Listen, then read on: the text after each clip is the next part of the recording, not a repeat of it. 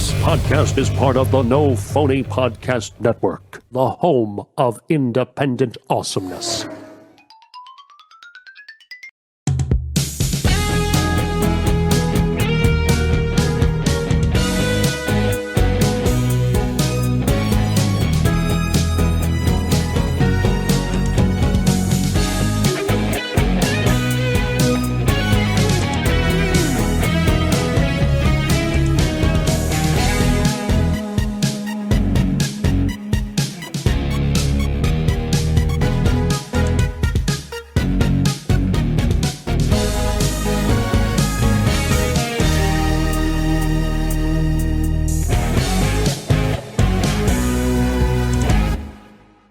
Hey, everybody. Welcome to another episode of Deluxe Edition. Hi, Casey. Hey, Bill. Every time you greet me with an exhale. How you doing, buddy? A smoky exhale. Pretty good. How are you? Good, man. Are we just going to say how are we doing to each other for the whole show? Nobody's going to want to stay and hang out for that. I think we have a fun topic today. So today we're going to talk about movies that we love that most people don't know about. Before we dive in, Casey, I want to remind everybody we're going to do this brief because we tend to drag this out a little bit long. Sponsorships, we're working with jsbfree.com. That's Jay and Silent Bob. It's their pre-rolls. If you like CBD, if you're a CBD kind of person, then you're going to want to check this out. So for $5, which covers the shipping and handling, you can get 3 free Jay and Silent Bob CBD pre-rolls. You can also go to Bucci Bears. If somebody doesn't know Jay and Silent Bob, are they like Bucci Bears? If you know Jay and Silent Bob, you get the joke. Go to BucciBears.com and use the keyword edition. So Deluxe for JSB free, edition for BucciBears.com, and you can get CBD gummies. All right, so I've talked enough about this. I've talked about it in past episodes. If you missed it, if I went too fast and you're like, damn it, I really want some of that stuff, now you have to go listen to another episode to get it. You can go to our website too, deluxeedition.show. Look at you chewing on them gummies. All that stuff is in there. They are good though, man, aren't they? Yeah, really good. Like, I've had them before, and it's like, oh yeah, these are weed or THC gummies. These taste good. After I got the free pack for $5, I actually ordered the big jar. How many are in a jar? I think 100. How many did you get in your free pack? Because I got about 6 or 7. Yeah, there's 6 or 6, I think. Yeah, they're good. I heard a study somewhere that like 75, and this is me possibly passing fake news, so don't believe anything I say because I don't fucking know anything. But I read something that said like 75% of the CBD companies out there are lying about the amount of CBD that's actually in it, or they're not monitoring it. It wavers, it goes up or down. So I've tried the products and I pop them and I'm like, this is a scam. Like I feel zero. Right. I can say confidently that this one actually does do something for me. I feel the soothing relief that only CBD can bring. Absolutely. Yeah, you'll start seeing me fucking getting all loopy towards the end here from the... Yeah, right. No, they don't. No THC in these folks. No THC, just CBD. All right, Casey, so today's topic, all right, here's how this topic came up. Every night I get a text from Casey. It's almost like a good night text. I expect it at this point. And he asked me, have you seen this movie? And I said, no, I haven't seen that movie. I haven't even heard of it. All right, have you seen this movie? And I'm like, okay, now we're getting to like 2-3 movies. Okay, it's been a year. I think I know. The list is gone. I've seen a handful of the things that you've told me to see. I've seen things that we were supposed to watch because guests were supposed to show up. Sean Cannon, which I can't get that time back. Whatever happened to him? He's our new, let's start a hashtag. What happened to you, Sean Cannon? I don't even remember Sean Cannon. Isn't he the guy from? You made me watch that goddamn thing on Amazon. It was a daytime Emmy winner. He was the dude from Karate Kid 3. So I watched this soap opera. I watched it, and I'm like, I hate all this. And I'm like, we got to interview this guy, and all I want to do is ask about Karate Kid 3. And then like 2 minutes before we go to record, hey guys, I can't make it. Oh, when can you reschedule? Crickets. So I watched this thing, this entire program, and I'm just like, there's no way I'm going to take any more movie advice from Casey. Or Sean Cannon. Sean Cannon. I've changed his name. For screwing up my day when I had to watch all your shit, research you, and come up with questions for you. All right. And last night I started watching Blood Games. That was a crazy one. You're like, have you seen Blood Games yet? I'm like, Best movie ever. That's on my list. Don't mention that. Oh, all right. You're going to talk about that? Because I got to admit, I was kind of enjoying Blood Games. So that's where it came. That's where this idea came from. So the best movies that you like, the ones that you think are amazing, but you notice most people haven't heard of them. And that's today's topic. So, Casey, do you have any yourself, or do you want, well, you said you did, or do you want to just kick off with the ones that you obtained, or would you like me to go first? Because I have a list of about 4 or 5. You want to switch back and forth here? I'll go, Sure. You go. All right. I love it. I got one. We tried to get him on the show, or I tried to get him on the show. I like this movie that much. It's called Deadbeat at Dawn. Who did you try to get on the show from it? I tried to get the writer and director James Van Beber, but James Van Beber is that much of an independent filmmaker and individual that the only reason he's on Facebook and that I was able to contact him is he claims that he needs it. What do you mean he needs it? I guess as far as social media, he feels that that's how people communicate now through Facebook, like wrong. With the, I don't know. I believe he's making another movie, but he's been working on it for several years. But I think like promotion wise, I think that's how he feels that he has to get these movies, or I feel because I asked, I said, hey, we'd love to have you on. You know, we record everything through Zoom, this and that, blah, blah, blah.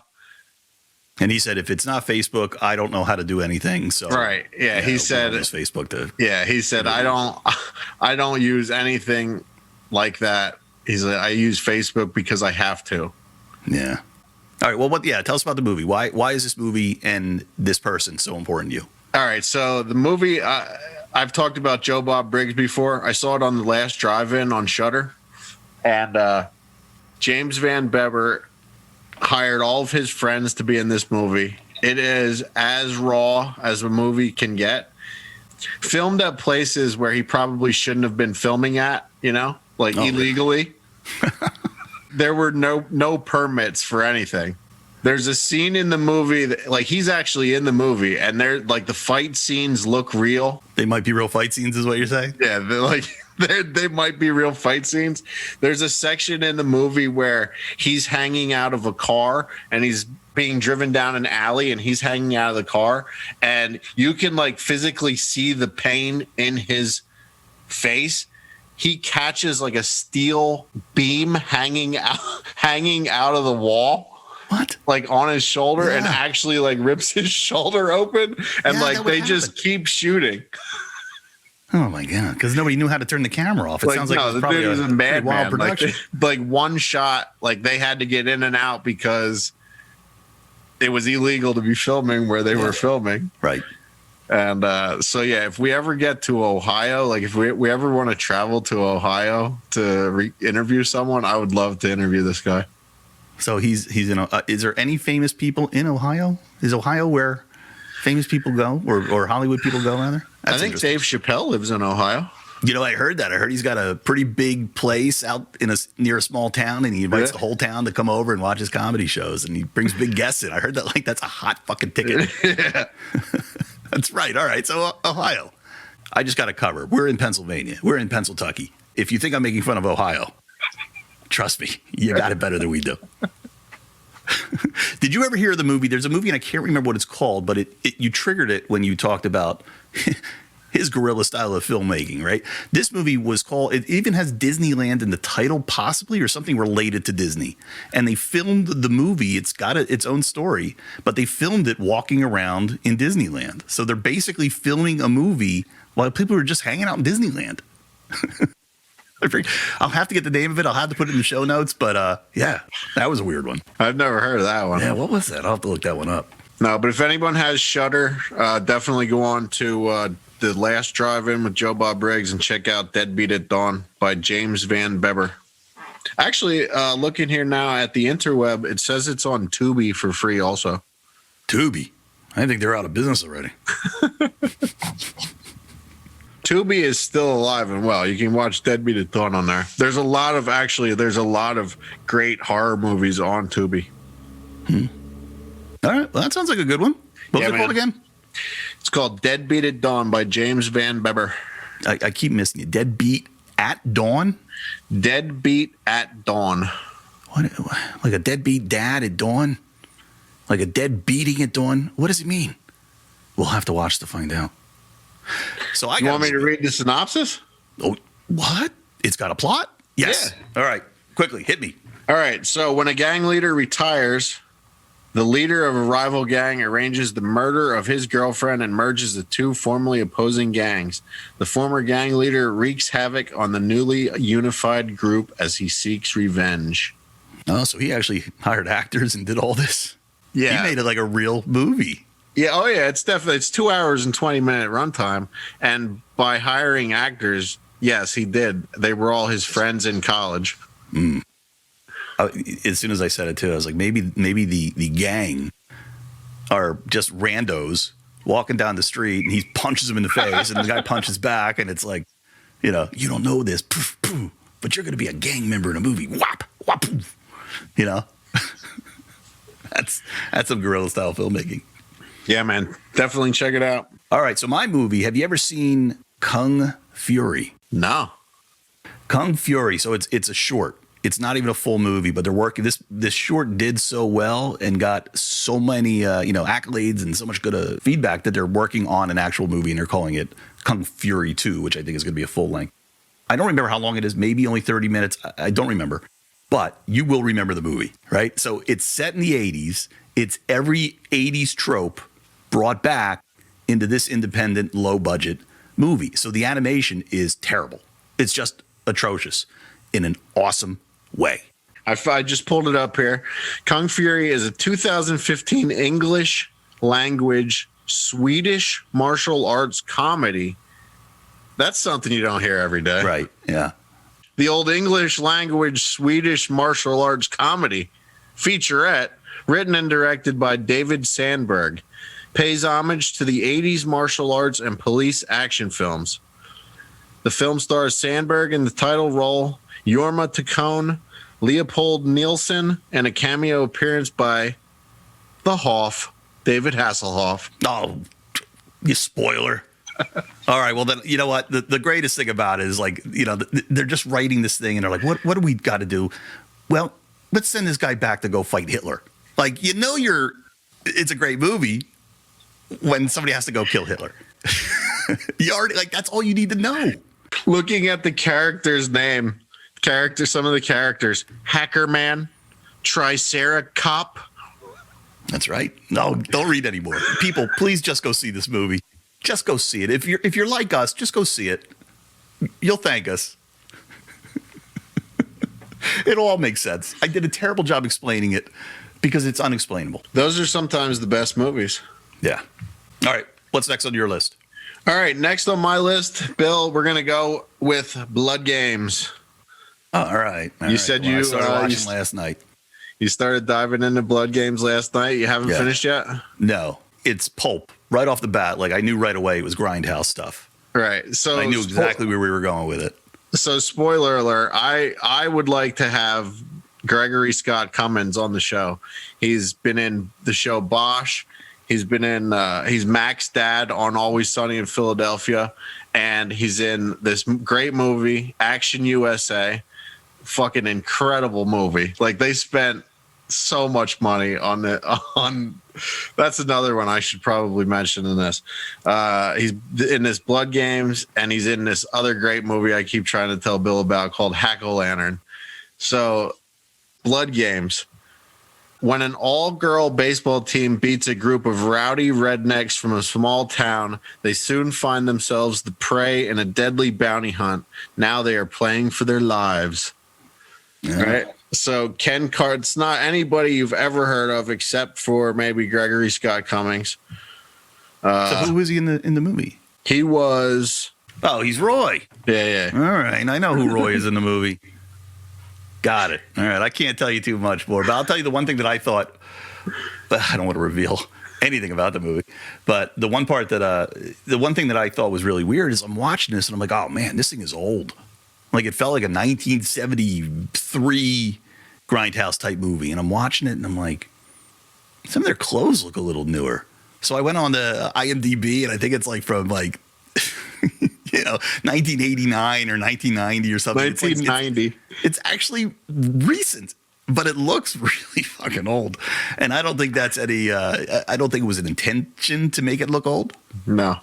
It's just they used shitty film stock and they had bad actors, and it's got that sort of old grit. And like some of the actresses, I've looked them up. This was it for them. They did Blood Games, and that was it. Yeah. Another guy that I would really like to, I would have really liked to have on the show that I think he would have been a great guest, but he's passed away now, is a guy from that movie, and his name was Buck Flowers. Buck Flowers. Great character actor. He's been in like almost every movie now, horror movie that I watch. Yeah. From that era, I'm like, holy shit, that's Buck Flowers. Like he's in everything. Was he the drunk guy? Was he the guy that snuck into the ladies' room? Okay. I recognized that guy's face. I was like, I've seen you in a million things. Yep. And you're drunk in every role. Yep. Yeah. All right. I get it. It's. I can see it's going to get rougher. It's a grindhouse movie. All right. Very good. Yeah, it's a good one, man. All right. How about Turbo Kid? Is it better than Turbo Kid? I've never seen or heard of Turbo Kid, Bill. Turbo Kid, another movie that's sort of set in that 80s tone, kind of a theme here with me. Turbo Kid. So it's like this Mad Max kind of style movie. And I found it a couple of years ago. I think I found it on like Amazon Prime, but it's like, it's silly. It's fun. I mean, it's not a high production, but just everybody came together and put together a really good looking movie. You know, since you stole a write-up from IMDb, I'm going to do the same. So Turbo Kid, 2015, in a post-apocalyptic wasteland in 1997. I love that. I love when a movie, like, that's not that old, you know, picks like a recent date to be like, this is when the apocalypse hit. Just to be funny. Just be like, yeah, we got it wrong. So movie made in 2015 talks about a post-apocalyptic wasteland in 1997. So a comic book fan adopts the persona of his favorite hero to save his enthusiastic friend and fight a tyrannical overlord, right? And the overlord is Michael Ironside, if you know who he is. Oh, yeah. Yeah, so it's like seeing him, it's like, all right, this is going to be fun already. But, dude, I'm telling you, it's a good movie. It is super fun. The kid wants to be Turbo Man so bad, but he, becomes a hero, and, he's a kid, so he's Turbo Kid. Like, it takes every trope from the 80s and puts it together in a way that's kind of like Kung Fury did, but a different take on that idea of retelling an 80s type of story. Okay. It's fun. It's a good movie. Guarantee you'll like it. Michael Ironside is he's a great actor. I was just watching him the other day in a show with our buddy Mark Singer. He was in V. What show? Oh, yeah, he was in V. Yep. He was in V. Is he calling you? Is that why your phone is buzzing right now? That might be Mark. Hold on. So anyway, we got Turbo Kid. If you can find it, check it out. I watched it one day going, I can't, I probably won't get through 3 minutes. And I fucking love the movie. It says it's on Prime Video. All right. Maybe it's worth a rewatch by me. What else you got? Let's see. We've talked about this before. How about Tusk? Oh. If you're into horror. I can't believe you love this movie. I love it. One of my top 5 movies of all time. If you love horror movies, Bill, you can agree with me on this. It's original. That's it. There is not any more original movies than Tusk. Yeah, you got it. And it's a Kevin Smith movie, which is, when I talk to people about Kevin Smith movies, they never bring this up. And it makes me think they don't even know about it. Like, I think it was one of the ones that he kind of slipped through. Like, he didn't put a big ad campaign out for it. And somebody told me the movie was written as Kevin Smith made it up on the fly during one of his podcast episodes. They did. Yeah, wow. Him and Scott Mosier, they have a podcast, and it was apparently it was a Craigslist ad or something that they just riffed off of, and like they just wrote this movie and based it on like episode 289 of their podcast. So I'll just read the synopsis quick for everyone. A U.S. podcaster, Justin Long, ventures into the Canadian wilderness to interview an old man, Michael Parks, who has an extraordinary past. Justin Long soon learns that the man has a dark secret involving a walrus. I don't know what's worse, man. That premise or your reading. I love when you read. I love it. Dude, Michael Parks, fantastic. Fantastic I don't even know who he is. actor. Come on, man. No, I don't. Michael Parks. But I know he was mentioned. He was mentioned in an interview. We spoke with somebody. It was Mark Singer. We worked with him. Yeah. Said he was a little tough to work with. Yeah. Might have had a little bit of an alcohol problem. I remember looking him up now after hearing Mark talk about him. Yeah. He had a bit of a rough run in Hollywood. But so that movie's kind of recent. So was he away for a while and came back to Hollywood? I believe so, yeah. And I believe that was one of his last movies. But he was in, let's see. So this is an old TV show he was in. It was called Then Came Bronson. He was in another Kevin Smith movie called Red State. He was in Kill Bill. I saw Red State. I liked Red State. Red State's pretty good. I know he was in a bunch of Quentin Tarantino stuff. He was in Kill Bill #2, Dusk Till Dawn. Yeah, man, great actor. But I think he had a tough run with. Yeah, he was in Django Unchained also. So I think he had something happen where he was like blacklisted from Hollywood, and then Kevin Smith kind of brought him back into Red State and Tusk. Yeah, I think he was also in Twin Peaks, if I remember correctly. Yeah, he escaped me. Yeah, I should have been aware of him, but I wasn't. All right, anything more to say about Tusk? Watch it. You ever heard of the Guyver? MacGyver? The Guyver. The. Oh. So the Guyver, Guyver, the Guyver came out in 91, and it's one of those like movies that I caught on cable late night, and it's awesome. It's a superhero movie. So now that we're doing the IMDb steals, a young man, just stealing content right off IMDb, like we wrote it. A young man discovers a mechanical device that merges his own body, turning him into a cyborg superhero. I could stop there, and you'd be like, yeah, I want to see it. When strange creatures start appearing, so now it's a cyborg, sci-fi, and monster movie. When strange creatures start appearing, trying to take the device back, he begins to uncover a secret plot to genetically engineer terrifying monsters. So he becomes a superhero. We have superheroes, sci-fi, monsters, and Mark Hamill is in this. Mark Hamill. Like, you haven't seen it. So this came out in 1991. It's after, obviously, the first, 3 Star Wars movies where Mark's career was like, hey, whatever happened to Mark Hamill? And all of a sudden I see he's in the Guyver. J.J. Jimmy Walker is in the Guyver. Right? Movie sounds amazing. Remember the guy from The Hills Have Eyes, Michael Berryman? Yeah. Yeah. He was in the Motley Crue, smoking in the boys' room. He's in it, right? They got him in it. We should interview him. He's probably he's got some movie stories. He's been in every awesome horror movie.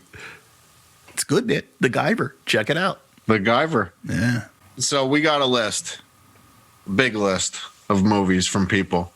Every one of them I have in my watch list. Every one that I could find is in my watch list. So The Guyver will be added to that list. Yeah, it's a fun one.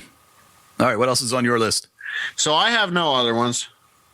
Oh, okay. I mean, how about if I'm not going to go into deep detail about them, but these are like runners up. If you'd like to go see Hack-O-Lantern, I highly recommend Hack-O-Lantern. I highly recommend Fat Man.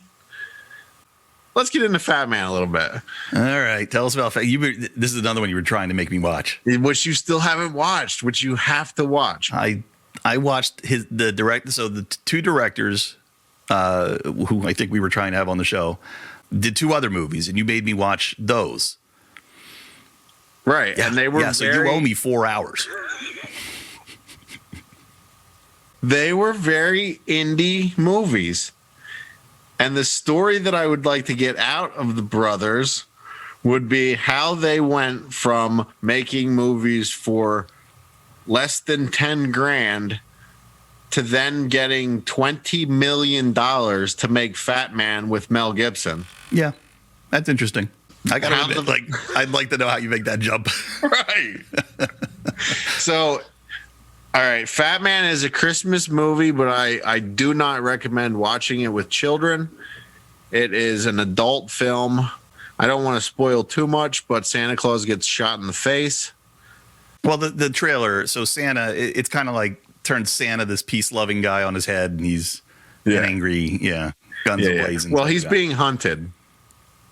Santa Claus is being hunted by Walton Goggins, who is a hired hitman by a child who gets something he doesn't want for Christmas or doesn't like for Christmas. And he's a spoiled, rich brat of a kid, and he hires a hitman to kill Santa Claus.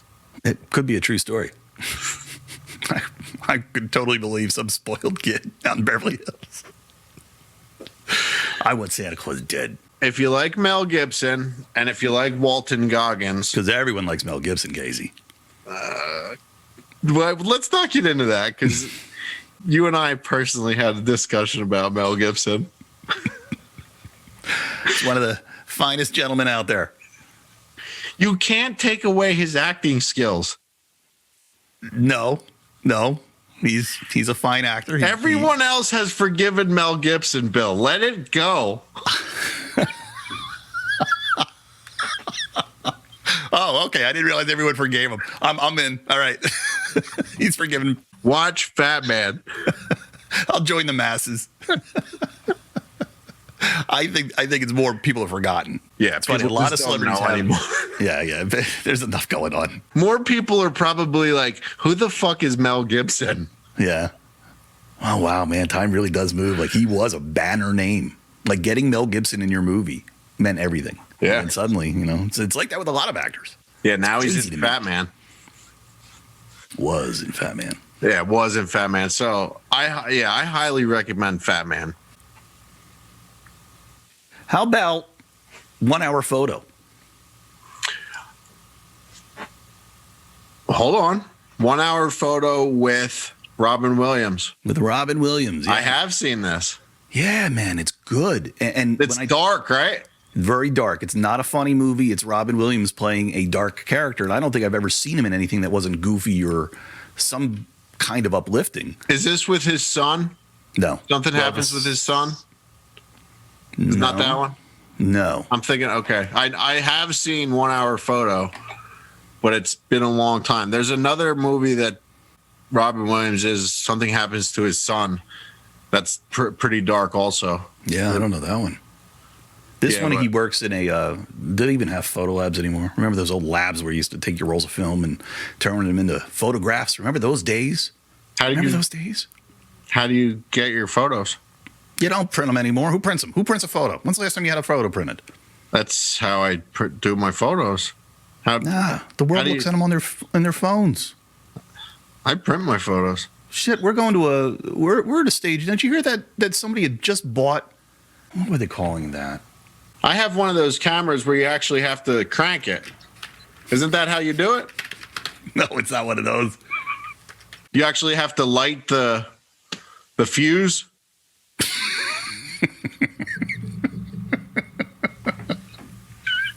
No, it's not one of those either. Back then they had photo labs and we had these little throwaway cameras. All right. But what I was saying, NFT, do you know what NFT is? No. I kind of don't either, and I'm a tech guy. You know what a JPEG file is? A picture, just an image file. We use it all the time when we're uploading stuff on our website. Yep.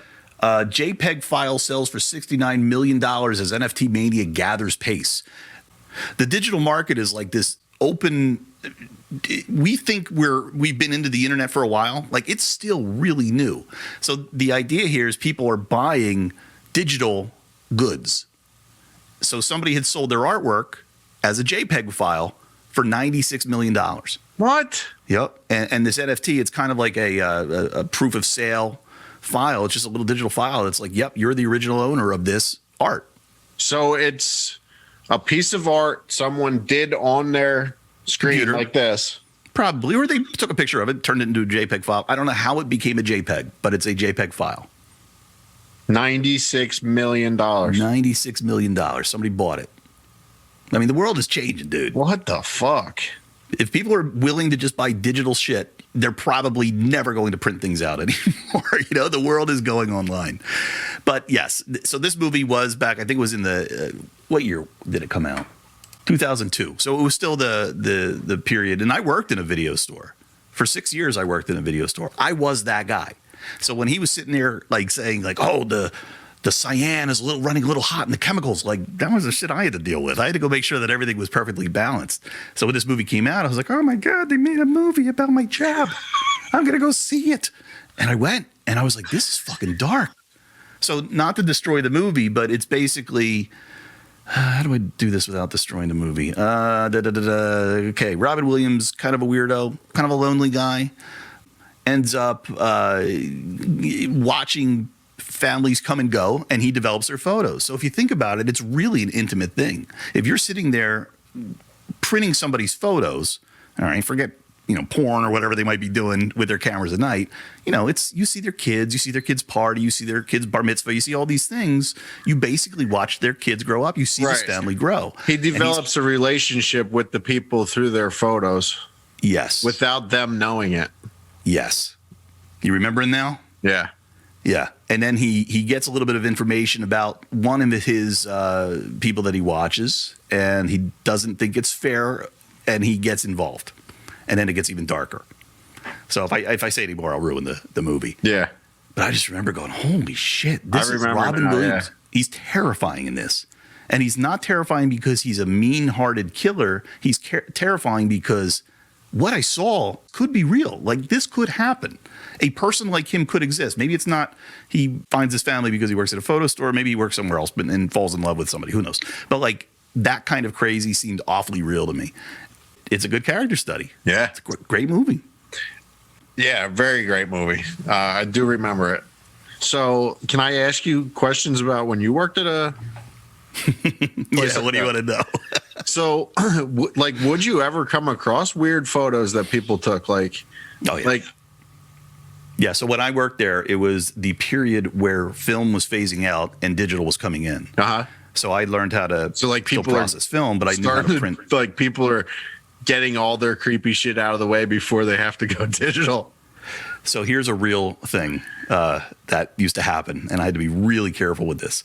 People would inadvertently, delete their cards. We weren't used to using these SD cards yet, and people would just erase them. Who knows how? I can't remember. Like I remember you used to be able to walk through the security airport, and we were afraid that would like zap your film. Uh-huh. I think we were finding out it started to zap our pictures off the card. I can't remember why this became a thing, but it happened a lot. And we had software that could restore the card. So the way that it works is when you go to restore the card, you're restoring the entire card. When you take some photos, let's say you fill the card, there's no more space on the card. All right, you delete your card. Your pictures are still there. What you've deleted was an index file that tells the computer how to go and put all the pieces together to create a photo. All right. So what I do when I go to restore a card is I run it through the software, and you can download the software for free now. I mean, there's so many people selling this or giving this software away or selling it, but you just run this program and it'll go through and it'll find all the pictures from, who, if they weren't written over in a what's the word I'm looking for, subsequential, kind of shoot, then they're there. And I would give people their disc with their restored cards, and I had to see what was on there because I was restoring the disc. So eventually I was just like, look, here's what I'm going to do. I'm going to run this on automatic. I'm not going to look at anything because I don't want to have to face the customer and be like, I restored all of your pictures. Oh, good. No, all of them. Like your Cancun trip in your hotel, restored. Yeah. So I was like, I don't want to have any of these kind of moments.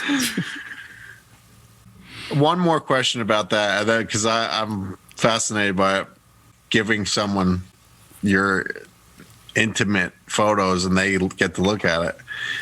So, I think they thought machines were doing this, man. No, people were doing this. It was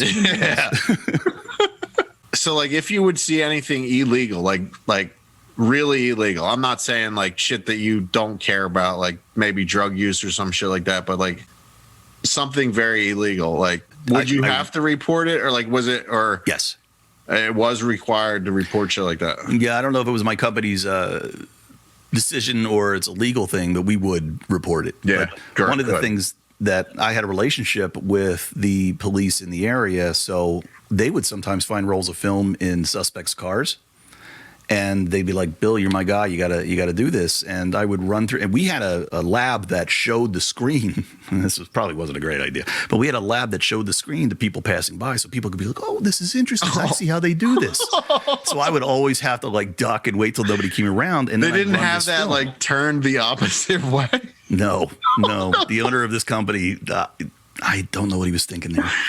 So we would have to hide, and because we had no idea what would be on the film, and 95% of the time was nothing, but sometimes it was like a murder, or sometimes, it was something really dark. Yeah. And if it wasn't that, it was the police were like, hey, we took pictures of a crime scene. We need you to print it, Bill. So it was always like, if I ever printed something and somebody would say, hey, he must have done that newfangled thing called photoshopping, bring him in. I always knew there was a chance that I was going to, get pulled into court to prove that I did not manipulate the photos. Yeah. Never got pulled in though. Wow. Yeah, 6 years of that.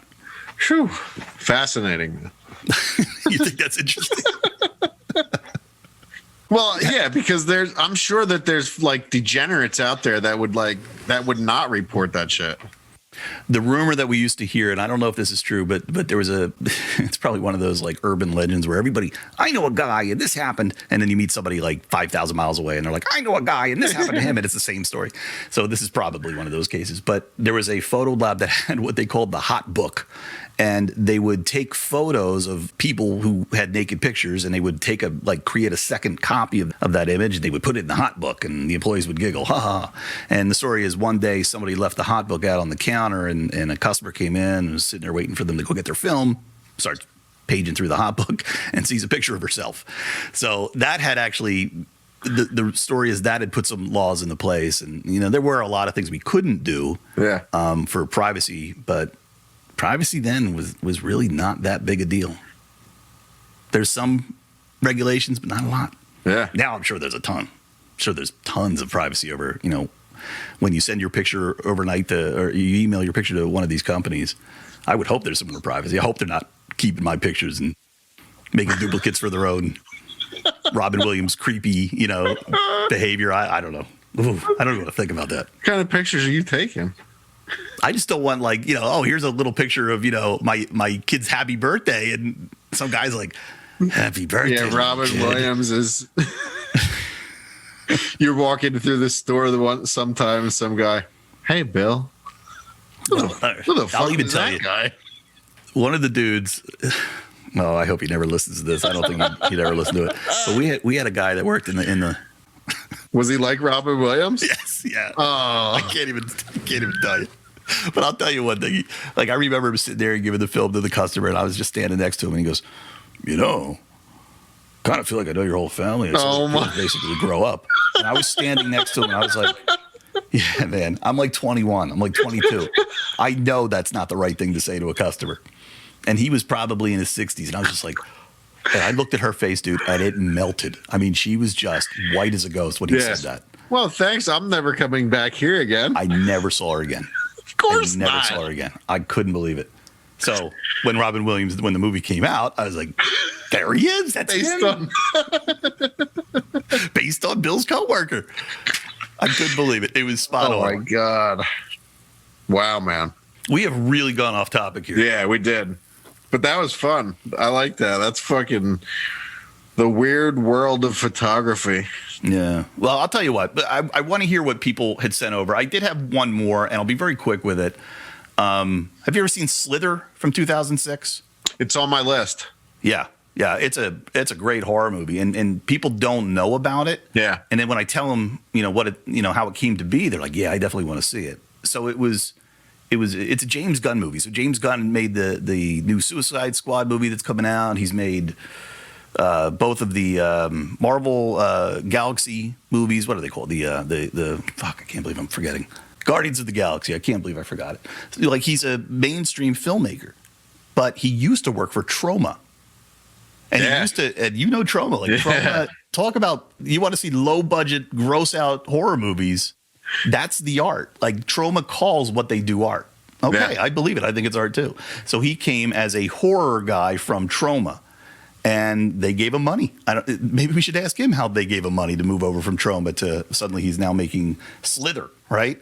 Which has like actual stars in it. It's a gross movie. It's a terrifyingly gross movie. A small town is taken over by an alien plague, turning residents into zombies and all forms of mutant monsters with Michael Rooker, Nathan Fillion, Elizabeth Banks, like, you know, the people that he tends to still work with today in his movies. That's awesome. You think we can get James Gunn to talk about how they gave him money? No, we can't get Danny Trejo. You know what he did? He also wrote Scooby-Doo when the Scooby-Doo movie came out, and I'm like, how they hired a Troma guy to write Scooby-Doo? Like, that blew me away. Maybe even directed it. I don't know. Is that the one with? No, it's with the CGI dog.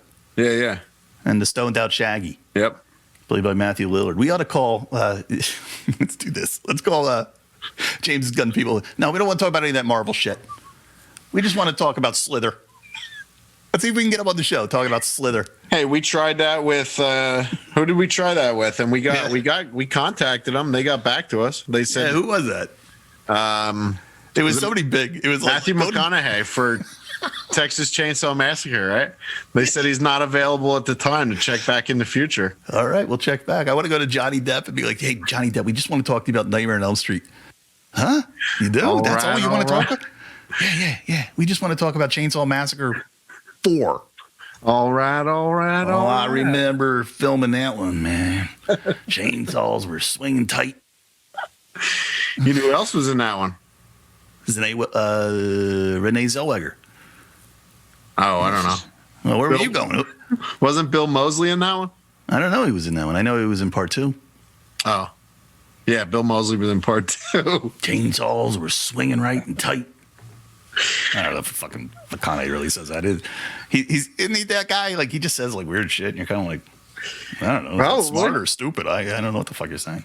I don't know. Like, have you ever heard David Lee Roth talk? Like, he'll talk for like 60 minutes, and he'll walk away going, "Well, are you smart or really dumb?" Yeah, I can't listen to him. I can't listen to Gene, whatever the fuck his name is. Gene Simmons. Can't stand him. All right, let me hear. I want to hear what's on your list. All right, our list from our fans, from our group, from our Facebook group. Kevin Brett says the movie Yellowbeard, and he says, just look at that cast. Cheech and Chong are in it, and I have not seen it. The Cheech and Chong are in it. Graham Chapman, Eric Idle, Peter Boyle, John Cleese, Madeline Kahn, James Mason, Marty Feldman, and that cast is that's a tight cast. And that came out about 83 or 84, and that was, I mean, they were prime names then. Yeah, that movie did not. I never saw it either, and I was actually surprised. I never saw it because Cheech and Chong are in it. Right. Yeah. No, it was towards the end. It was right before they did Still Smoking.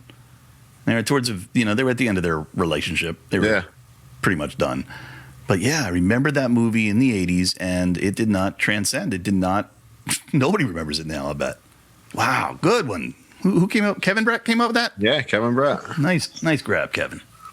Yeah, these are all on my list. So our friend Rocco Stramaglia, Eagle versus Shark. Yes. You know this one? Yes, that's a good one.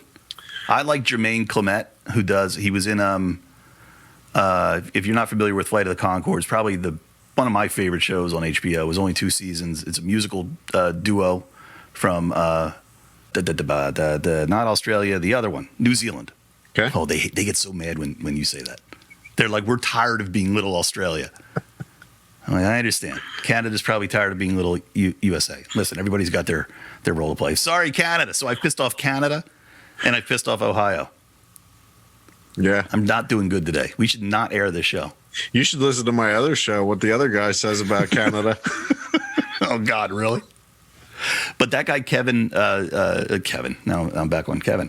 Jermaine is just an extraordinarily funny guy. And when that movie came out, I was like, I want to see what he's doing outside of, Flight of the Conchords. And I was not let down. That movie's great. Cool. Yeah, I've never seen it, nor have I ever heard of anyone in the movie. Brian Sargent, David Fain, Cohen Holloway, Craig Hall, Joel Tobick, Rachel House, Lauren Horsley, Jermaine Clement, and Takai Waititi. Interesting. Okay, so that is Taika Waititi. He's a big deal now. He's a huge deal now. Really? Yeah, and he worked with the Flight of the Conchord guys for a while. He directed the last Thor movie. Okay. Which, if you haven't seen it, it's like an amazingly funny movie. That's the comedy one, right? Yeah. Yeah, I haven't seen it. Yeah, he's involved with some of the Star Wars stuff now. Yeah, he's a big deal director now. Wow. Yeah, so Eagle versus Shark. It's on my list. Did he direct that? No, he was just in it. He was he acts sometimes. Gordon. He was Gordon. I don't remember Gordon. All right, so our buddy Barry Norman, he says the movie is called 1988, The Remake. Says it's a brilliant film which is responsible for The Gong Show and American Idol, but it is a zillion times better than both. No, never heard of it. And I looked it up, and the cast, it says there are 4 people in the cast: Ed Nyland, Carolyn Zaremba, Dick Richardson, and Juan Damon. The only thing I like more than you reading is you saying people's names. You're getting them all right, though, I think. Juan Damon. Juan Damon. Sure. Yeah, Carolyn, he was real good in that movie that I saw. Zaremba. Oh, she was really good in that other movie I saw. These are great big stars. So I know nothing about these movies. I asked the people to write the movie that they like, everything. So some of them just wrote the title here. I don't have any info for a lot of them. All right, our friend Kelly Reed Kinsky says Stealing Beauty is one of my favorite movies. I know that Liv Tyler is in it, but I don't know anything else about it. Stealing Beauty. This is what I know about Stealing Beauty. 1996 romance drama, 1 hour and 59-minute runtime. Liv Tyler, like you mentioned, Jeremy Irons, Sinead Cusack. Is she related to the other to Cusack? John and Joan? I'm going to look up.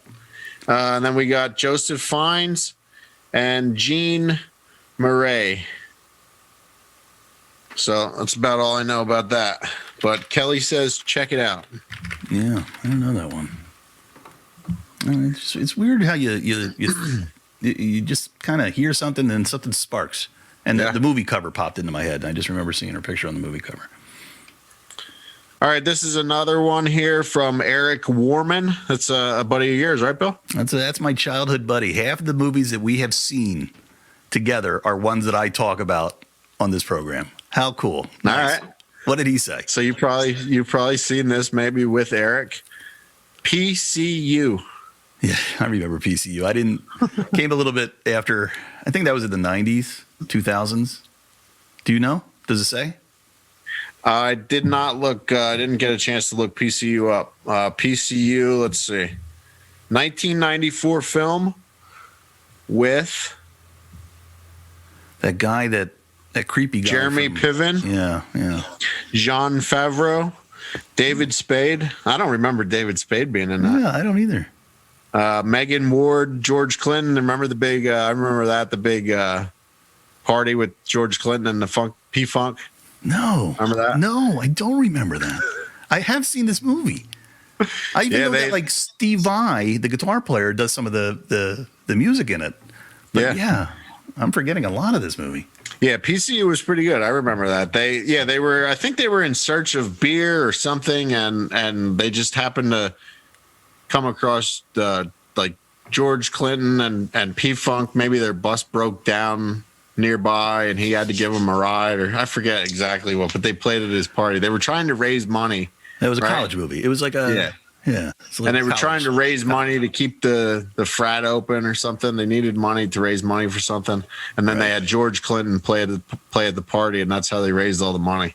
Okay, it's one of you like we talked about on the last movie, on our last episode about the coincidences that need to happen for to further the plot. Talk about lazy writing. Yeah, all right. I would watch that one again. Yeah, I remember that. All right, here's another one from Matt Segan. Is this a friend of yours, Bill? I think Matt is a friend of mine. Yeah. Segin? Sure. I know Matt. All right. I think the movie is called What the Bleep Do We Know? Never heard of it. It's in that because he has that in quotation marks. Are you sure this isn't just like he's yelling at us? I thought that, and then I read it a few more times, and it's what the bleep do we know? Not all the philosophy is, as you say, usable, but it's a fun movie to watch. Matt, I think you're pulling my leg. Oh, shit, he's right. What the, they do the $, $, asterisk. What the do we know? 2004. Never heard of this one. Who's that? Documentary comedy drama. Or, what did I just say? Documentary comedy drama. Stars Marlee Matlin. Yeah, wow, he got me on that one. I've never heard of this one. Never heard of it. All right. The fictional photographer's quest to spiritually rediscover herself is interspersed with documentary footage of scientists and theologians discussing the words are so little philosophical aspects of quantum physics. This is what he likes. Wow, Matt is smart. I see, like a movie about quantum physics and me. I couldn't follow that. He says it's a fun movie to watch, so I'll put it on the list. I'll check it out. How do you say this word? Theologians? It's theology. Theologians. Did I say it right? Theologians? Theologians? There's a Wilco song. I'll go listen to the Wilco song and see how they pronounce it. I don't know. We got, yeah, check it out. What the bleep do we know? All right. So one more from our fan group, from our deluxe edition, yet another pop culture podcast, The Group on Facebook.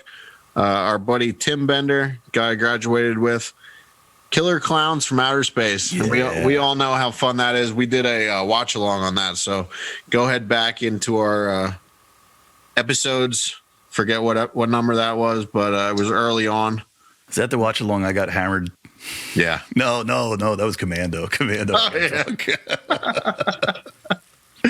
All right. Yeah, so check those out. And then we also got a bunch from the Joe Bob Mutant Collective over on Facebook. And I'll just run through a bunch of these quick. So let's see. At Midnight, I'll Take Your Soul from 1964. It's a weird Brazilian horror introducing Coffin Joe. Oh, yeah, I never heard of that one. All right. Me neither. So let's see. That was from Patrick Brennan. Thomas Tackett, Clay Pigeons. Have you ever heard of that one? I don't think so. No, me neither. But these are all going on the list. Alex Stambo, Halloween Tree by Ray Bradbury, starring Leonard Nimoy. Enough said. Yeah, no, I'm not familiar with that one. Yeah, anything with Leonard Nimoy. Can't go wrong there. Let's see. Nick Holzman, The Cook, The Thief, His Wife, and Her Lover. Heard of it. I don't know if I ever saw that one. Who's in it? Maybe it'll help me remember. Not sure about who's in it. He only writes beautifully written, dark, disturbing, and very well done all around. Yeah, interesting. Thomas Nagode. This is a very interesting one. Darktown Strutters. An all-black girl gang of tough biker babes takes on the KKK. They are freely wreaking havoc all over town thanks to their cozy relationship with the police, the government, and Colonel Sanders of Kentucky Fried Chicken. What? How far does the insidious white supremacy... Oh, fuck. I can't read anymore because I took a screenshot. You ran out of space. All good, though, man. See, that's right up my alley. I love a revenge movie. I love when people go and just kick the shit out of bad guys. Yeah. I could watch that forever. I looked it up. This is one of those old blaxploitation movies. Yeah. Yeah, it's all black chicks killing the KKK. I like them. Yeah. I'll take it. Yeah. This is going at the top of my list. See, so let's recap. I've offended people in Ohio. I've offended people in Canada. And now I just said, I called the KKK bad guys. Fuck the We're KKK. going to have like no audience if I keep this up. Fuck the KKK. If you're a KKK member listening right now, go fucking shoot yourself. Cancel your subscription Yeah. that you didn't pay anything for. Right. All right. Fuck the KKK once again. Kevin Gentile. Oversexed rug suckers from Mars. Unbelievable. That's a movie. That's a porn. You know that's a porn. Not a porn. He clearly writes, not a porn. But so bad it's good. And remember, there's no corn cob, you idiot. That's a live hand grenade. Boom. Whoa. Wait a minute. That sounds familiar. Whoa, I'm gonna have to think of that. That rings a bell. That must have been a scene. That was all in his comments, so it must be his favorite part of the movie. Either that or we hung out as kids and we played with corn cobs and pretended they were grenades. Something about that rings a bell. All right, just a couple more here. Edward Milliman, Smoke Signals. Mm-hmm. I've heard of that. You heard of that?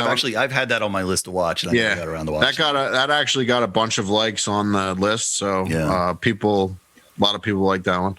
Patrick Dixon says, usually it's Monster Squad or The Night of the Creeps, but I recently watched Vast of the Night, and now that is the only movie I love. Vast of the Night? Yeah. It's an Amazon original with... I can't tell who's on the cover of it.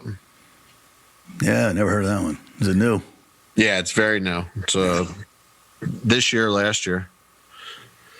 So then we got Jessica Williams says Yellow Brick Road. Goodbye, Yellow Brick Road. You think the YouTube algorithm will bust us for just be humming that? Probably. They fucking suck. Goodbye. No, definitely heard that. Goodbye, Yellow Brick Road. Yeah, no. It's true. It's really a thing, but never heard of it. It's not the new Elton John movie. No. All right. Check it out. All right. Let's just run through a bunch of these here. Some of these I've heard of. Norman Hahn, Autopsy of Jane Doe. I've definitely heard of that one. Nope. Ernesto Plasmo says, this, like you said, you thought you were being punked. This, everything in the first three things, the first three words of this, it sounds fake to me. The guy's name and then the title of the movie. Ernesto Plasmo, and the title of the movie is Mabrosio. Or This is the best. Mabarosi. Yeah. Mabarosi, 1995, a cinematic poem with scenes that are like puzzles where you slowly figure out where to look and what's going on. No, that sounds interesting. Actually. Does sound interesting. I'm not sure if that's the name. But I'm pretty sure you could pronounce it 900 different ways, and none of them I'll have heard of. Ernesto also says The Reflecting Skin, 1990. Not unknown, but seems very hard to find. It's magical realism horror from a kid's point of view. It's unknown to me. Wow. Yeah, I've never heard of it. Daniel Muse says the movie Smoke from 1995. You know that one? Fantastic indie film about a tobacco shop owner with his patrons, Harvey Keitel, William Hurt, Forrest Whitaker, Stockard Channing, and a young Harold Perrineau. If I said that right. Probably not. What's the name? Harold Perrineau. Perrineau. Yeah, I think we're just getting fucked with. I think people are just giving us fake names. A few more here, very quickly. The Adventures of Buckaroo Banzai. That's a great one. You got to check that one out. One Crazy Summer with John Cusack. Great movie. Awesome movie. Great movie. Stone Cold. Great movie. You know that one, Bill? Mm-mm. That's a great movie. Also with Gregory Scott Cummings. Man, no wonder I don't know who this guy is. Stone Cold was with that guy, Brian Bosworth. The Boz. Remember him? The football player? Yeah. Lance Hendrickson was in it. William Forsythe. Great movie, man. He's an undercover FBI agent, like that infiltrates a bike gang. Was it a one and done movie? Did he ever get a role again? Oh yeah, he acted again. Did he? Yeah. I like that Howie Long. I don't know how much you know about football, but Howie Long he's a Fox News commentator. For football. Like he got one of those movies. He had one called Firestorm. I remember it's like the new action star. Can't wait. Who's it going to be? NFL's Howie Long, and it's like, let's see it. It's like total trash. Never. This guy will never get to be another action star again. It's like never to be seen again. No, not well in movies anyway. All right, 3 more. Eternal Blood, pretty cool vampire flick from Chile. Mumsy, Nanny, Sonny, and Girly. A wealthy, fatherless British clan kidnaps bums and hippies and forces them to participate in an elaborate role-playing game in which they are the perfect family. Those who refuse or attempt to escape are murdered. It's exactly as weird as it sounds, maybe even weirder. Yeah, that sounds like you're watching a cult get created. Yeah. I mean, sounds right up our alley. Amazing. They must make so many fucking movies. How many movies do you think they were making a year in the 80s? I mean, now it's got to be quadrupled. Yeah. So many movies out there that you just haven't heard of. So many. And then our last one, they say it's a known classic, but fewer and fewer people have the patience for a long foreign film. It's a rich and beautiful story called Fanny and Alexander. Fanny and Alexander. Take a load off, Fanny. Don't know that one either. Don't you always yell at me when I say that because you're like, no, it's Annie. Well, he says Fanny. So. I take the guy at his word. All right, buddy. All right, pretty good list, man. That's you got a lot in there. You got to put all them in the show notes. Yeah, you got a lot of homework to do, a lot of watching. Maybe we could do a watch along on one of these. Sure. We haven't done a watch along in a while. Yeah. We'd actually have to be in the same room to do a watch along. I guess so. We don't trust Zoom with that? No. We tried that. We tried that with the rest. Yeah, we tried that when you bootlegged a pay-per-view. I won't say what so you don't go to jail, but it didn't work. It didn't work at all. My friend watched it. And he watched it on his phone. He would love Tubi. And that, sir, is how we bring it all back. That's called a callback. What a perfect way to end the show. All right. Well, thank you very much, everybody, for checking us out. We put out shows once a week, sometimes once every 2 weeks. This is, the kind of fun that we have. And if you enjoy what we're doing, we would love for you to let your friends know. We're the kind of show that really works best with word of mouth. So we really do appreciate everybody, tuning in and checking it out. And we hope we're entertaining you. We would love to hear what you'd like us to talk about next. Of course, you can go to our website, deluxeedition.show. The gag is kind of to send something through the contact us. I don't care what you send us. You can send us your PIN number. You can send us your credit card number. You can send us spam. You can send us anything, and we'll have some fun with it. So, we want you to be engaged in our Facebook group, Casey. We have a Facebook group. Go to Facebook, and then you just type in your search bar, Deluxe Edition, yet another pop culture podcast, and you can find our Facebook group there. We also have the regular just page. Yeah, other than that, that's it, buddy. Till next time. Till next time.